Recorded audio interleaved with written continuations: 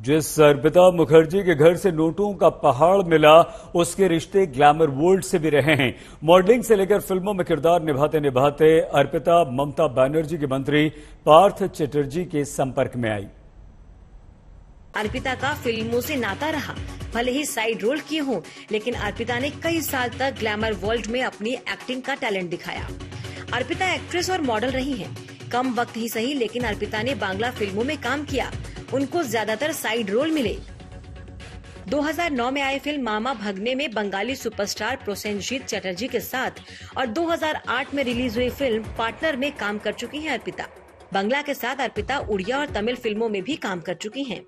अमर अंतरनाद अर्पिता की चर्चित फिल्मों में से एक है।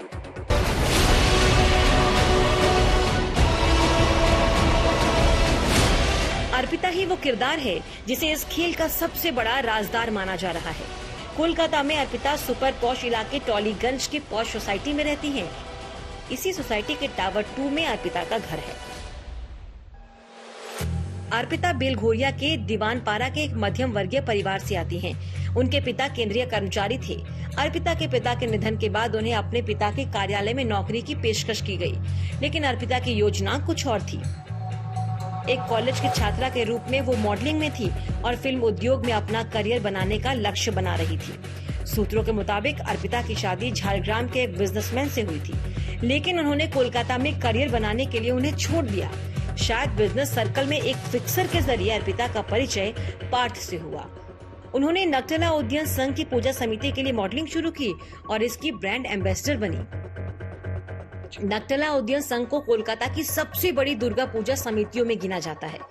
पार्थ चटर्जी जिस पूजा कमेटी के सर्वे सर्वा हैं, उससे अर्पिता भी जुड़ी हुई हैं। अर्पिता मुखर्जी 2019 और 2020 में पार्थ चटर्जी के दुर्गा पूजा समारोह का चेहरा थी।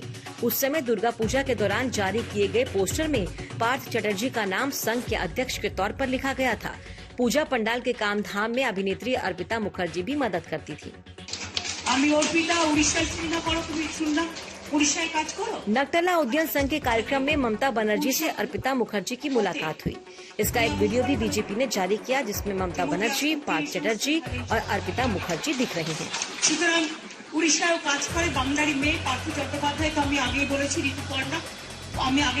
ग्लैमर की दुनिया से जितनी सुर्खियां अर्पिता को नहीं मिली, उससे कहीं ज्यादा पार्थ की गिरफ्तारी के बाद मिली।